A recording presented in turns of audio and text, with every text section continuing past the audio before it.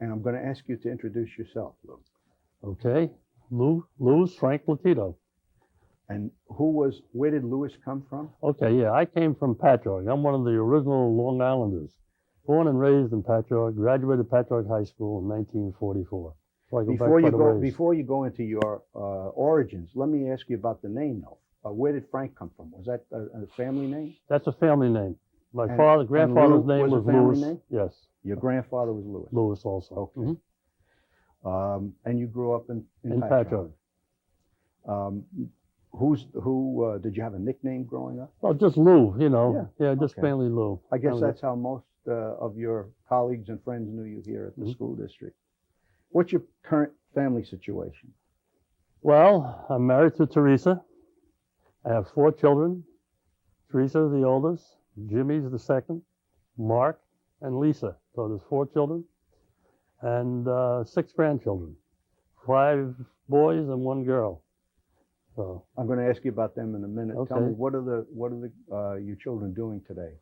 Where are they? Well, my oldest daughter, she's married. She lives in Alexandria, and her husband is the managing partner of a large law firm in Washington, D.C., so she pretty much is a housewife.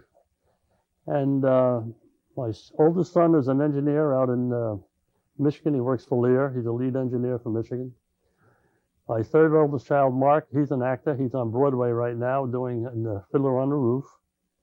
And my youngest, Lisa, she's married to a civil engineer, lives down in Stafford, Virginia, and she's also a housewife, you know. So all my children are doing very well when I think about it, you know. When you think of the grandchildren and their individual personalities and gifts, do you see certain family traits manifesting?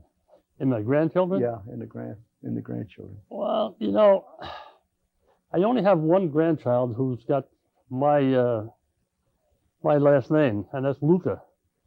When my youngest son got married, they had their honeymoon over in Italy, went to Luca, and they named him Luca. So I sort of look at him and hoping that maybe he'll follow some of my traits. You know what I mean? You know. And then they have another little boy, and they named him Giovanni. So they really they have their real Irish. How old are the grandchildren? Okay, I have 1 who's 9 months. That's Giovanni. I said Irish. I meant Italian. You know, yes. You know what I meant? Talking Italian, yeah. And Luca is 4. Jessica is about 10. Philip is 8. Then I have Jonathan, who's 22, and let's see, David, I think, is about 28. So I run quite a ways down. You got a span of quite in a between. span, yeah. Mm-hmm. And what are the older grandchildren doing today? Well, David, he lives in D.C., and well, actually, he lives right outside of D.C., but he's into commercial real estate. He's a number cruncher for a large real estate firm, doing extremely well, as I might say. Mm-hmm. Jonathan is working on his master's out in San Diego at the present time. He's a graduate of Duke, and he really wants to go into the FBI, and he's already been passed through a number of tests already. So he must have an accounting background then, or well, you know, he wants to really go into the forensics of catching crooks. You know what I mean? Of the especially in large corporations, like they're trying to get now, like guys like who were involved with Halliburton and all that. Well, it's a paper trail. It's about the paper trail, because he did some work with what is it, Pierce Waterhouse? I can't remember the name firm, and he sort of liked that as a summer employment. So he's sort of trying to get into that phase of it, you know. Well, you've got both sides of the aisle covered here: the right brain, the left brain. You've got the artists and the performers, and the engineers and the statisticians. They're all we'll see there. what happens, right? Yeah.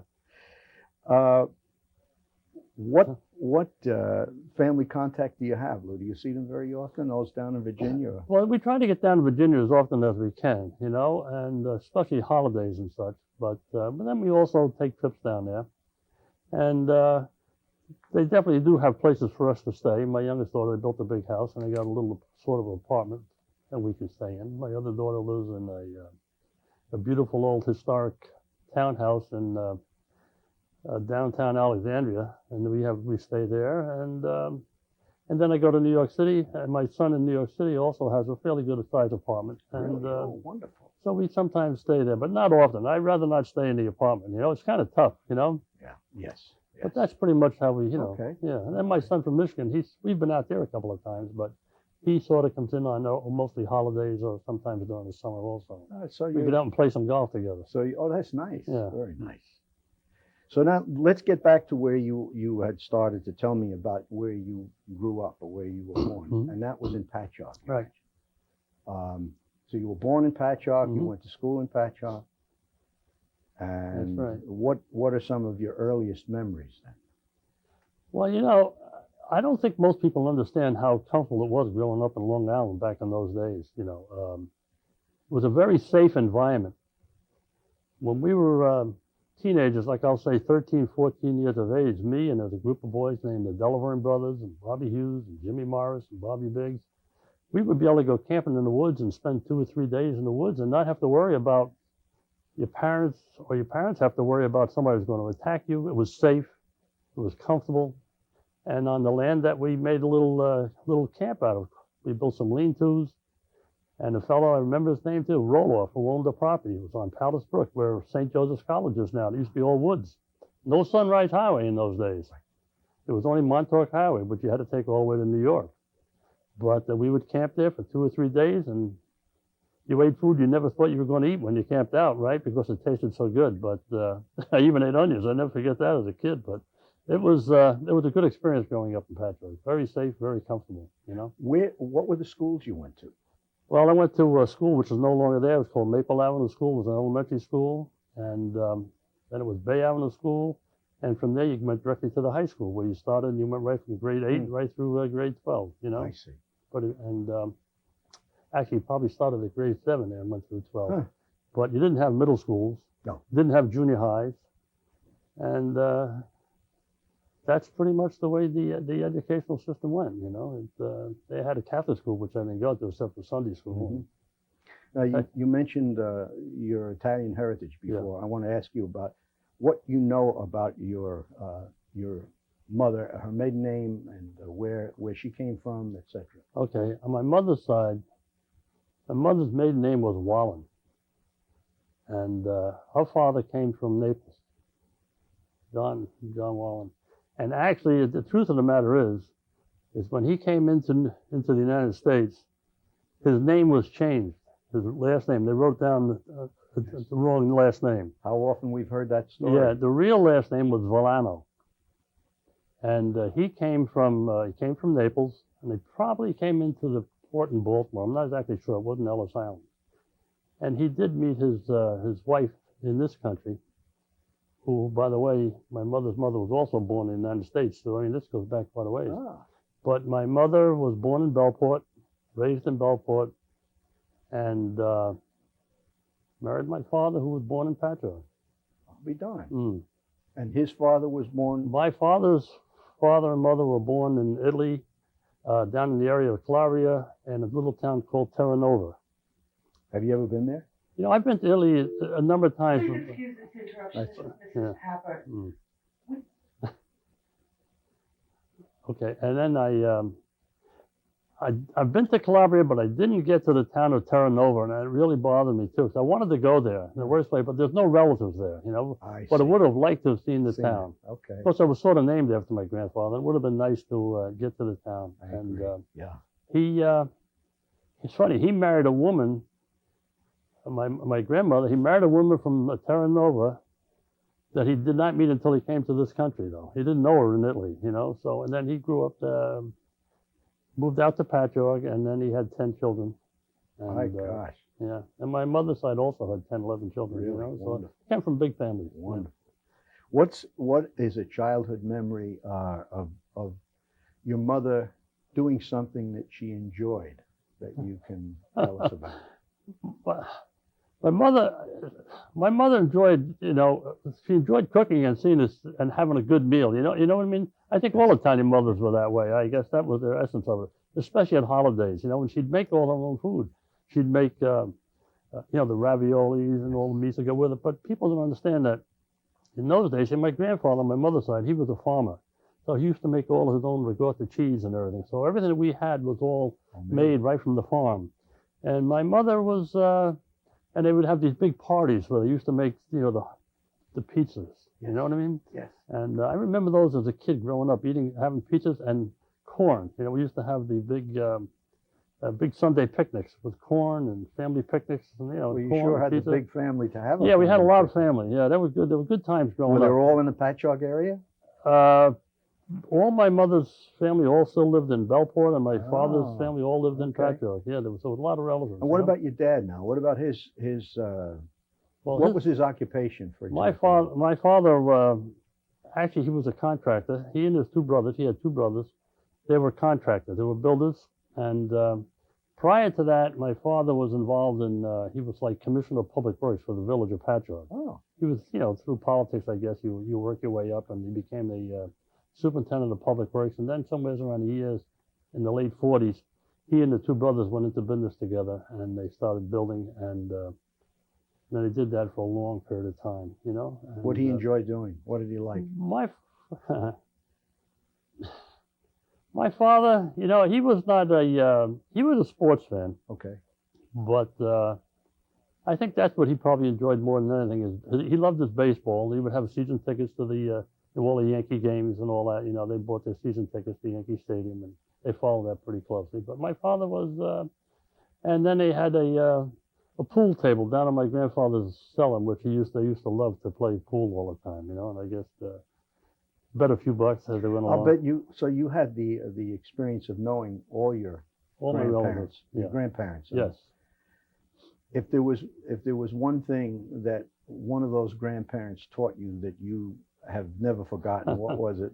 It's funny you asked that, but when my grandfather, my father died, he was a hunter also, my grandfather. He loved to hunt. He had all kinds of guns, and he gave them to his oldest son, who was my father. But my father didn't like hunting, so he gives all the guns away to his younger brother with the stipulation that he had to give one gun to me. So he gave me a pump 16 shotgun, with the understanding that I couldn't use it unless I went out with my grandfather on my mother's side to learn how to hunt and be safe in the woods with a gun. So I go out hunting with my grandfather, and he has a lot of hunting dogs. He has these beagle hounds and everything. And we're rabbit hunting. And I guess we get, 4 or 5 rabbits. And they go back, and now, as I said, he was a farmer, my grandfather, right? And he had this big barn. So we go in the barn, and he has all these rabbits. He said, now we got to clean them. I said, clean them? He says, yeah. I said, what do you think? Now you got to clean them. Well, I got to tell you, when he first cut that rabbit, and that, you can imagine the odor, that was the last time I ever went hunting. It was the last time I ever even tried to eat a piece of rabbit. Because, and that story, it's funny. I've been asked that a couple of times. Do you like to hunt or something? And that sticks to me as like glue. That story, How many people tell me about they go hunting for deer and stuff, and I have no desire ever to do something like that. Just not in me. Lou, where were you in the birth order in your own family? Oh, I had an older sister and a younger sister. I was the middle child. Ah, Yeah. okay. Mhm.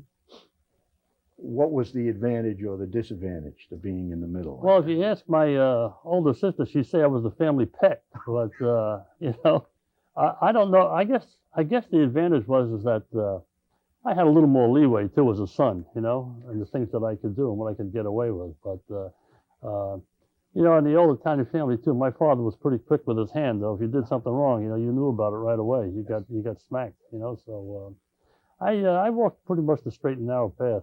And I was, the fear of God, I guess, sometimes from your old man. You had to be careful. What? Give me some words to describe your family experience, growing up in family. What was your family life? Well, I had a happy life. Yeah. A very happy life, because whatever I was going to do, if my mother always would say to me, and I remember, she always would say, "What are you going to do?" I said, "I'm going fishing." I always said to my mother, "Do you want to come?" And I remember her saying years later, every time you always used to say to me when you were going someplace, and I'd say, "Where are you going?" You'd always say, "Do you want to come?" And she says, one day, she said, I almost was going to say yes, So I remember that because she always asked me where I was doing or where I was going. Yes. Which I guess when you think back on it, that sort of, it was ingrained with me because with my own children, no matter where they went, I always wanted to know where they were.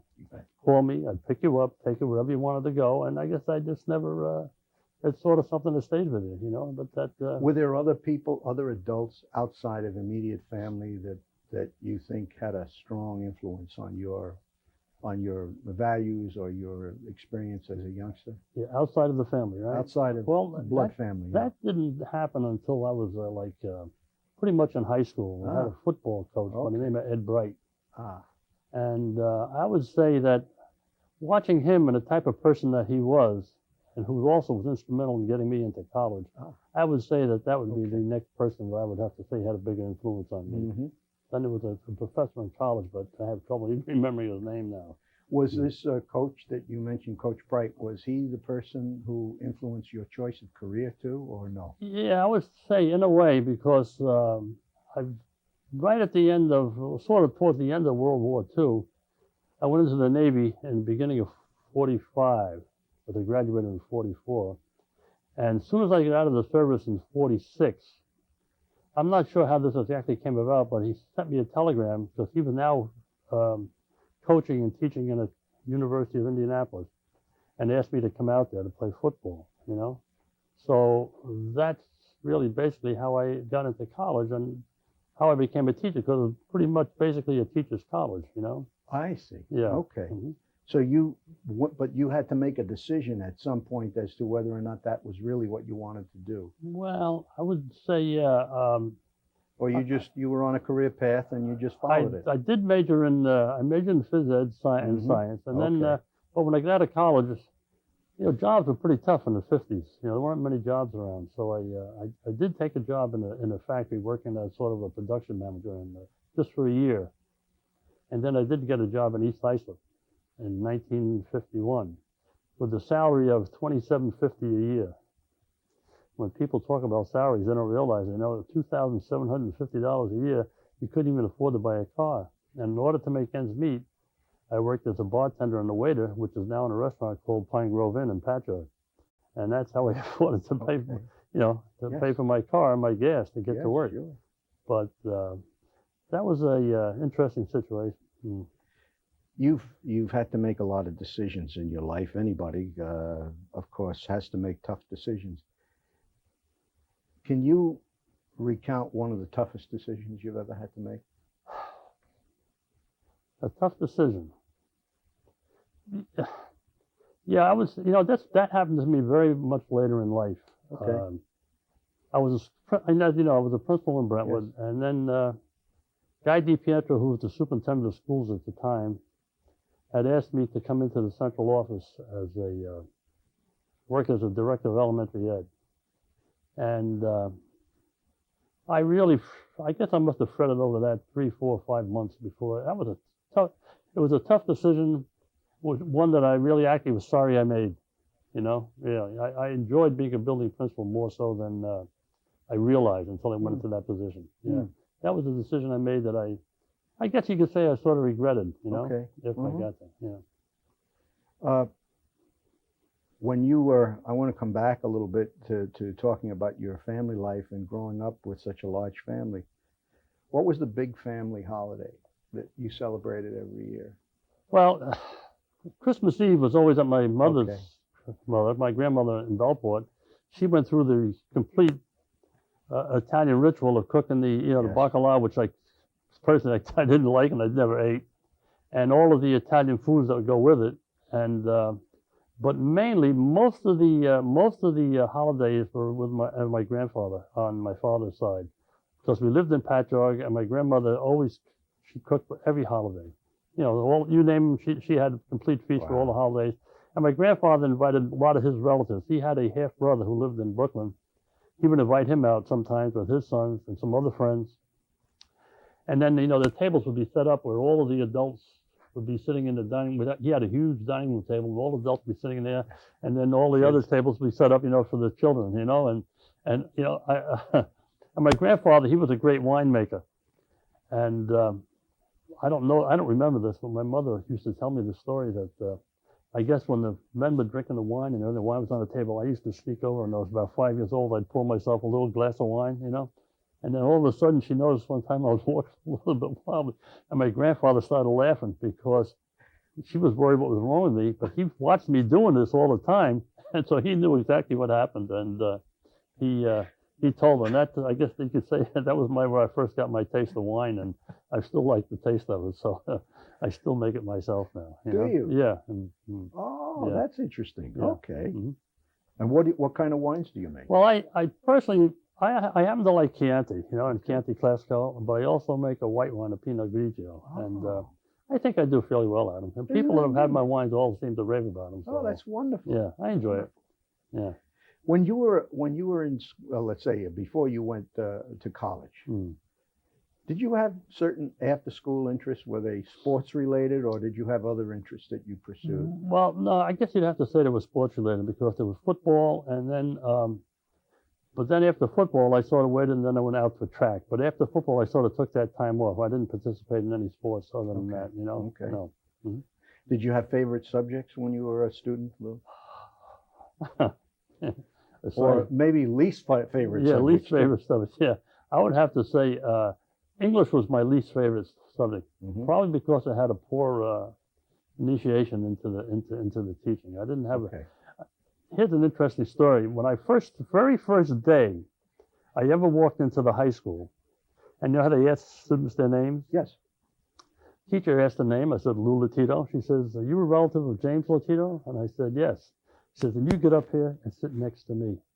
She made me sit next to her desk because I guess my uncle must have given her a hard time, but he was a very intelligent student in school, but he was, I guess, a bit of a hellraiser. And I never forget Ed Tootin, the principal, come walking up into the room because I knew Ed Tootin because he was my principal in elementary school.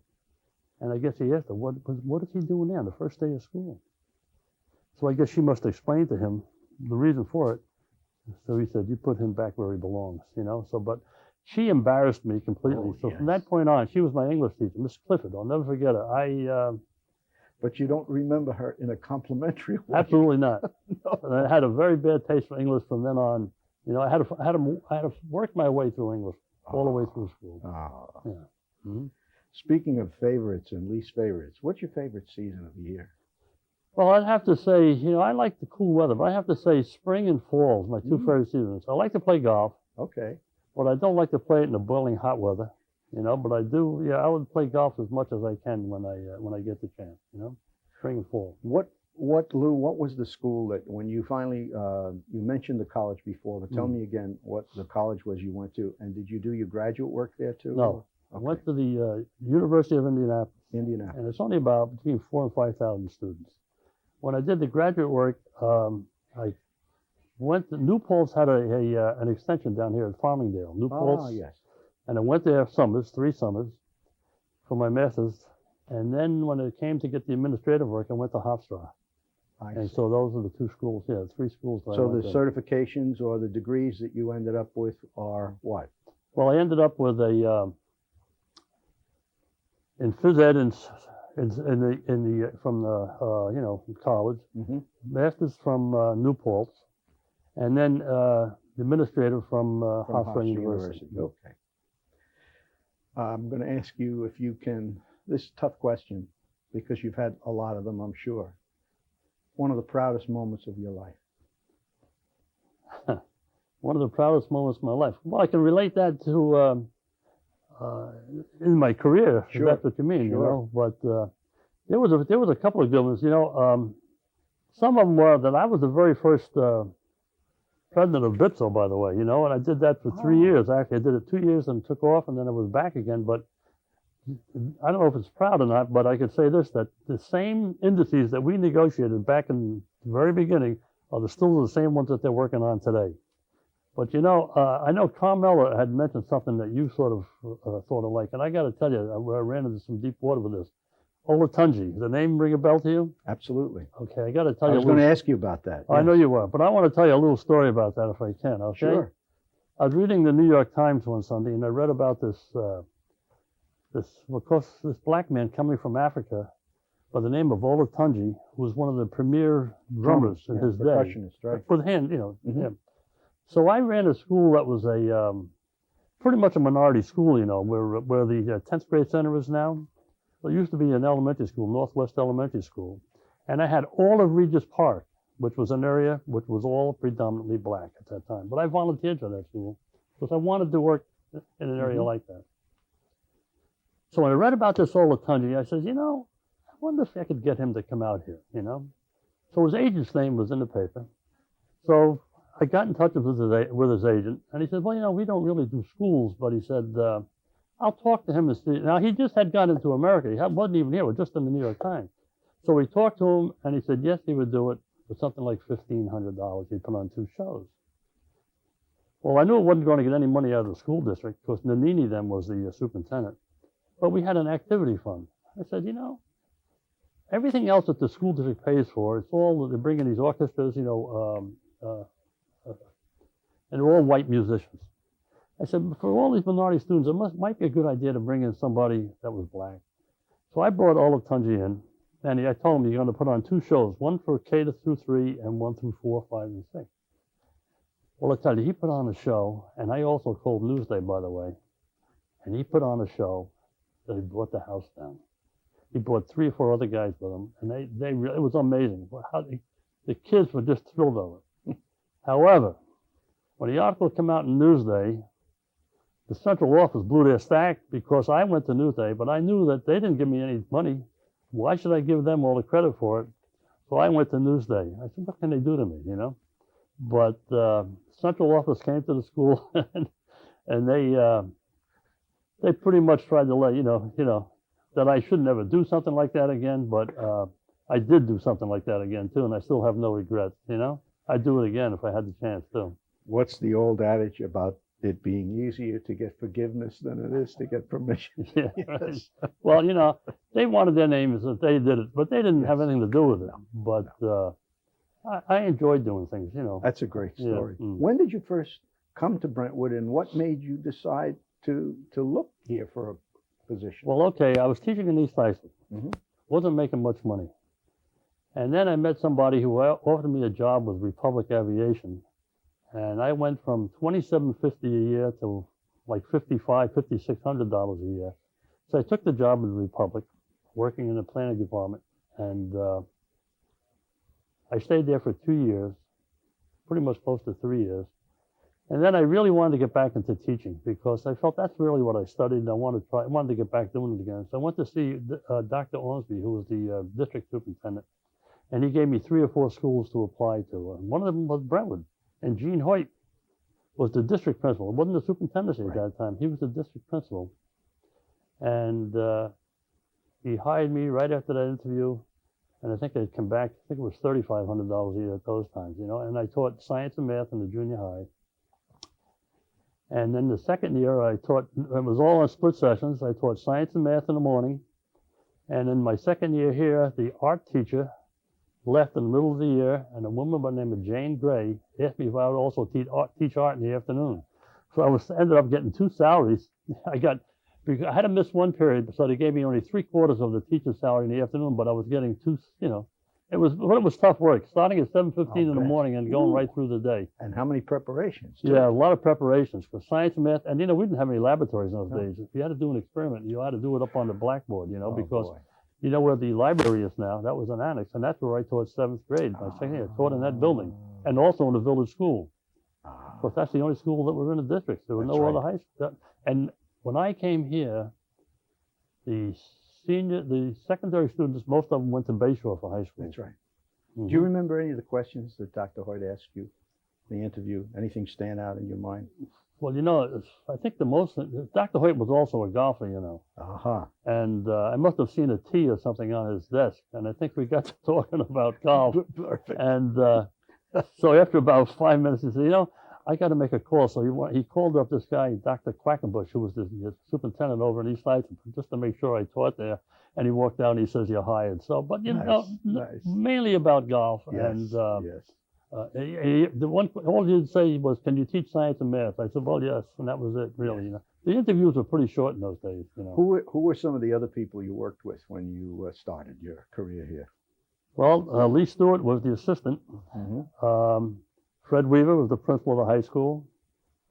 And then there was a fellow here that also, Dr. Sachs. He became Lenny Sachs. Lenny Sachs. He and I shared the village school. When I was a principal, I became village principal. The elementary school I took over 1/2 of the building, and Lenny Sachs took over the other half of the building. Believe it or not, we ran an elementary school and a 7th grade, a junior high school out of the village school. And he took over the cafeteria as his office, and I took over the office that, that was originally the office. And so Lenny Sachs, and then there were some other elementary principals. There was Charlie Black, let's see, Ralph Sakin, who's passed away, and there weren't too many principals in those days. Only 3 or 4 of us. I guess. What was your opinion of what was your feeling about the district when in its early stages? Early stages. I had a great time in this. The people here were absolutely fantastic. Okay. And the way we got along with the Board of Education and such, and with Central Administration, that they had Christmas parties with everybody that went to, and they served liquor, which you weren't supposed to do in those days, but they did at these parties, and they were, but it was just like one big family. People don't, we all got along, and until finally that, and then when negotiations started coming along, then things started changing a little bit. There was them and there's us, but. And then I stayed in the village school for 2 years, and then I asked to go over to the Northwest School, where it was a more brand new school, but I wanted to, Lou, this is a difficult question to ask somebody who has worn as many hats as you have worn over the years, but it may be the same answer, and I won't know that until I ask the question. You had a job description no matter what you were doing, but you also walk across the threshold with a purpose.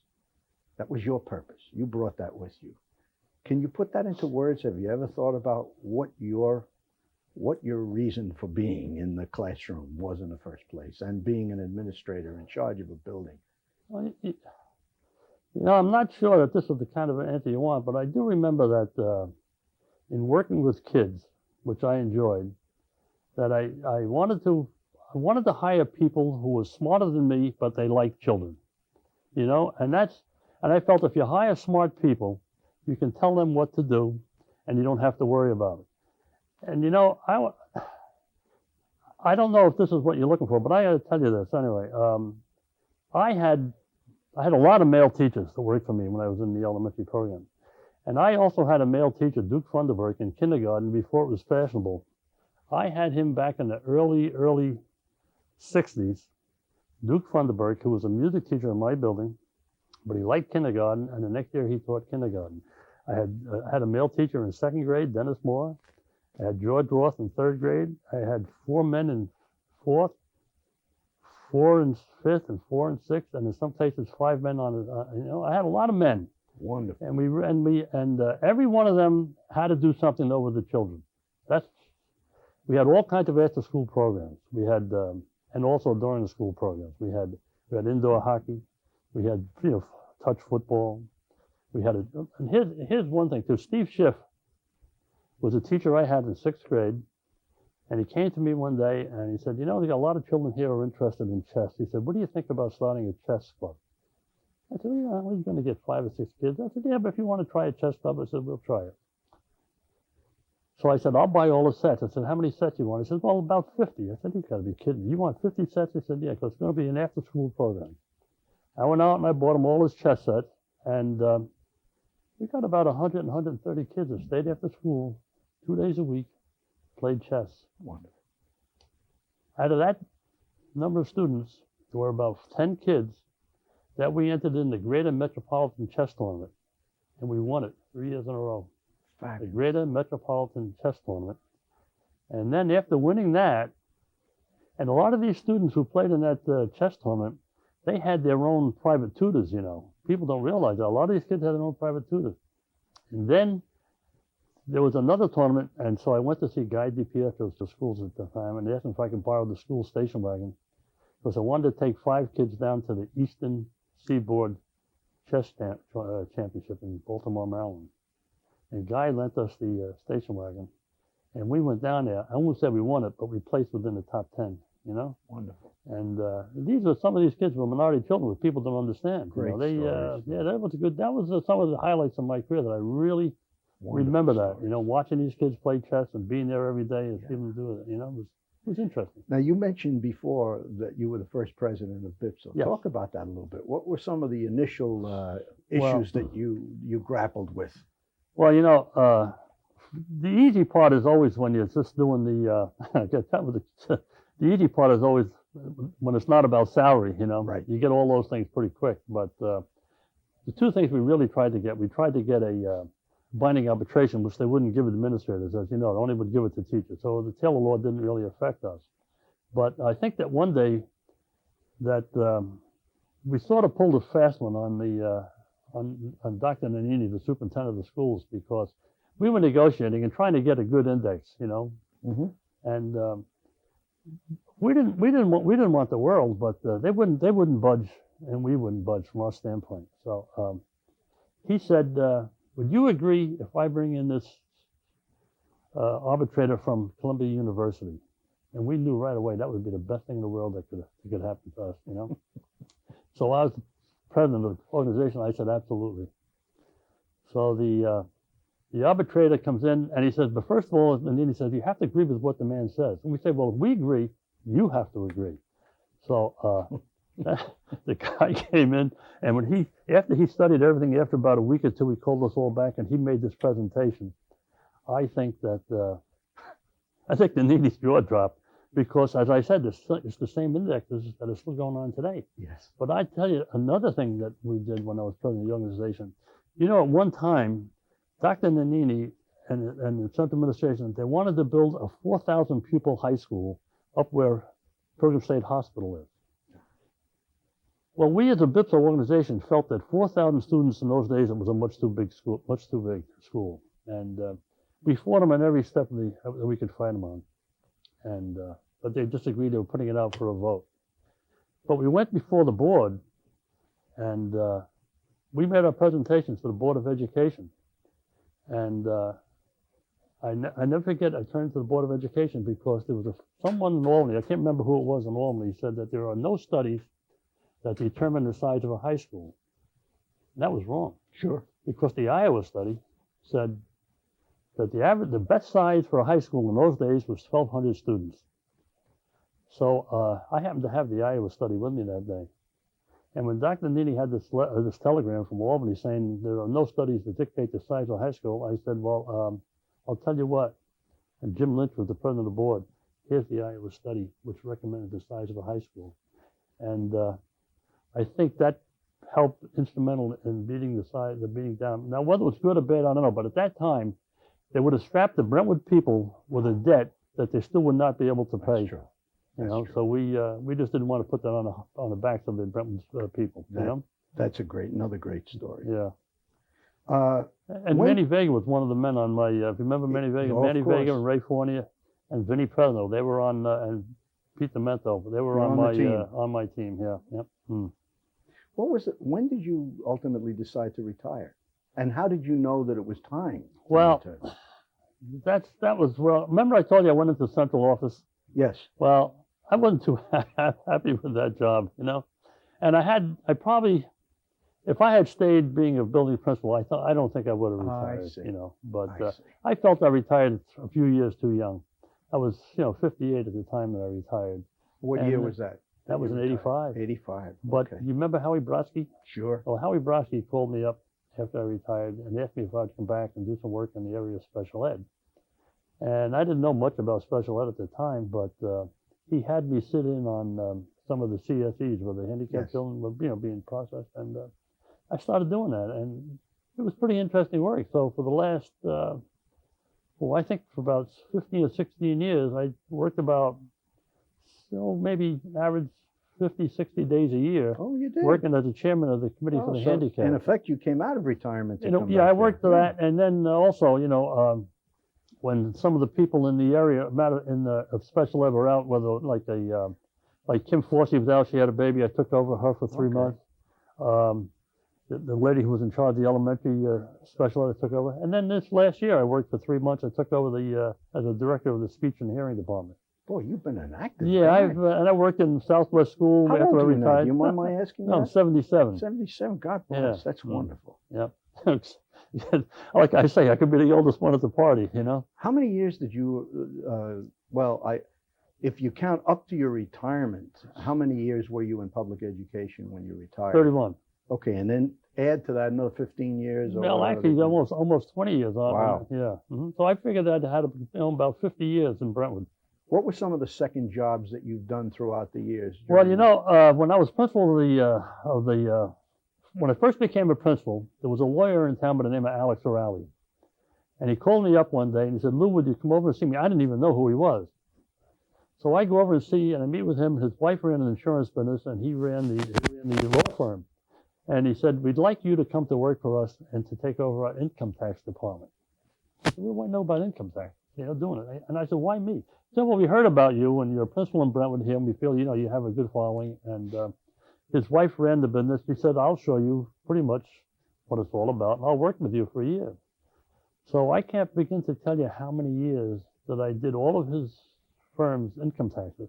That's including business taxes. Ooh. And he had, in those days, Pilgrim State was they had a lot of doctors there. So I got pretty good at doing doctor's taxes, small business taxes, and personal income taxes. Now I know why your kids are doing what they're doing. All of the things that you're good at. I got to tell you. But then I struck out on my own because I had my own income tax business then for a number of years, and my children loved it because they felt like in those days, that like I was a doctor, had money coming out of all my pockets. But it was fun. But it was a lot. That was a good experience doing that. I enjoyed it. It was a lot of work, but it was fun. Did you have heroes as a youngster? Did you have anyone you admired? Because it's a different world today for kids. There's this celebrity is a different kind of thing. Yeah, in those days, it didn't have the media that we had today, too. So the only thing you could know is what you heard on the radio. It didn't have television, Right. So you listened to it, and you had Joe Louis who was fighting, right? And I never forget sitting around the radio, listening to his fight with. I remember more his second fight with Max Schmeling Yes. than I do remember some of the other ones. But I remember always gathered around the radio, listening to, I think it was Friday night fights, right, Yes. or Wednesday night fights. And I remember the atmosphere generated by this Louis and Schmeling going at it again. Yes. And he was Hitler's pick for. Schmeling was, But when Louis devastated him, I guess in the first round. So I guess more like sports because I was into sports. So Louis, some of the sports figures. You had Babe Ruth, and Joe DiMaggio, and so you sort of looked at in those days they sort of your heroes. You've had an incredible career, and I know that there are things that you miss about it, and I know there are things that you don't miss about it. But was there anything that you would like to have seen accomplished, or been a part of accomplishing that you couldn't get finished in time, or you didn't get done? I would have to say that as a building principal. No, I think I pretty much did whatever I wanted, what I wanted to do. I had the people that I hired, I made friends for years.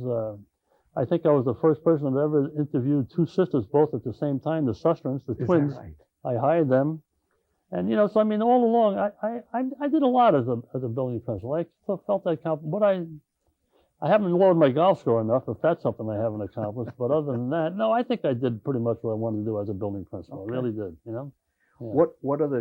What are a couple of changes that if you could wave a magic wand, Lou, and see changes in public education today, what are some of the things that you think would be? I can get in trouble. I can get in trouble for this, but well, we'll keep it a secret. Yeah, no, I think that one of the worst things that happened, and maybe I shouldn't say this, but I'm going to say it anyway.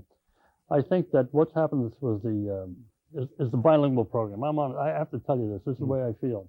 Because I remember when I was over in Northwest School, and in those days, it wasn't so many students coming from all of the Central America or South America. Most of them coming from Puerto Rico. And we had total immersion in those days, and it was the greatest thing in the world to see a student who only came over and only had to be in that classroom 3 or 4 or 5 weeks at a time, at a period, and they would end up speaking English. Today, you're getting a lot, there's a lot of money now generated in New York, up in Albany, into these programs. And you're getting children that are going into these programs with parents that come to this country, they don't even speak English. They don't know what they're putting their children into. And, if I could change that, I would change it. And I would say this also on national. I'm at that stage now, I don't care who knows it, who doesn't know it. I would think that's one of the things that we're never allowed to happen. Yes. Yep. Yeah, very And interesting. it's jammed down. It's really, I think it's jammed down the throat of people today. You know. Did you have a favorite year of all your professional service? Yeah, I would just have to say that the years I spent over at Northwest School and the people I worked with, I was there 18 years, from 60 through 78, were just absolutely unbelievable. It was just a pleasure to get up in the morning and go to work. Yeah. You know, Yeah, I what a had nice thing people to that be able to say. people that I worked with that I've been friends with for all these years, and just as a point, just to let you know that I would say that there were more people who worked for me that became administrators in Brentwood than any other principal. I mean, I can go down the line and tell you there must have been 8, 9 people who I hired who all became administrators. For example, where were some of Well, I can start right at the top. Christy Tadali, who's Wow. now the director of elementary ed, right? Then there was Joe Carson. There was Frank Hall, John Hoffman, them? Oh, goodness. Pete Demento. Let's see. Let me think of who. I can't remember all the names. There's some other ones now. Let's see. Austin Harney worked for me for a little while, but a Gee. short period of time.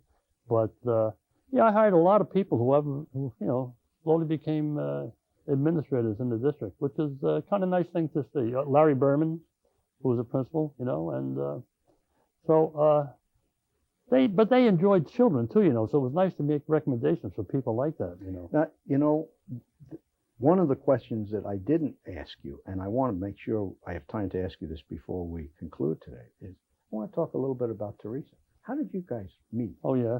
Yes. Well, actually, we met over in the village school. I was teaching, and I was teaching what had happened, I was teaching junior high, I'll tell you that. And Joe Graff was my principal at the time. So he asked me if I would try elementary school. I said, no, I don't think I want to try elementary school. Well, he said, try it for 1 year. Come with me, because he was the junior high principal. So I took the 6th grade, and my wife was down in the 5th grade. And we met there, and, from one thing led to another before the year was over, and we got married in May. But I had 2 little Spanish boys in my class, Benny Gonzalez and Jesus Rodriguez. And I didn't like what they did one time, so I had them out in this hall, and I was chastising them, right? So my wife had said, who is that awful man down the hall yelling at those 2 kids? Well, I'll tell you something. Those 2 little boys, when we got married, they were the first 2 little boys that both gave us a present, and both of them became teachers. Is that They right? both became teachers. I think, what do you call it? Jesus, I think he might have taught right here in Brentwood. I'm not exactly sure now, but, and then, they both became teachers. Benny Gonzalez, 2 little bright little Spanish boys who I had a great time with. Wonderful. Mm. Great stories. Yeah. Is there, if you could give some advice to, let's say, people who've been teaching less than 3 years, and they're just getting into it, and perhaps are setting their sights on an administrative career too, what kind of advice would you like to offer to people following in your footsteps? I would tell them, you really have to be a natural. You have to bring humor into the classroom, and let it don't go in the classroom and try to control the situation and laugh and let them laugh at you and laugh with them. In other words, let your hair down. Be a human. Keep it light. Keep it light and just enjoy what you're doing and let the kids know it. But the most important thing is too that one of the things that I always did. I always was at the front door when the kids came to school to say hello and good morning, call a kid a name, hey Buster, hey Chuck, whatever. And I used to tell the teachers, meet the kids at the door when they're coming in and let them know that you're there, rather than the kid walking into an empty room. This is important. And, I just want to tell you one thing too. This all still going on here. We're still cooking. All the men that I hired, because, I was over in the minority school, Yes. where most of the fathers went to work, no tie, no shirt, no, Yes. right, T-shirt. Yes. I asked all my men if they would wear a shirt and tie to work, but still be a man, but still go out and play sports with the kids. And everyone did. Yes. They all wore shirts and ties. But I wanted the kids to see you're not a sissy if you have on a shirt and a tie. It's a role model. They're role models. And they did it. Lou, I can't thank you enough for the time you've given us today. You're a great storyteller. You were concerned you wouldn't be able to tell us some stories. Yeah. Wonderful stories. Okay, Thank you so pleasure much for being here. being Hey, here. it was a pleasure being here. Okay? We're done? Okay. Thanks a lot. It was fun.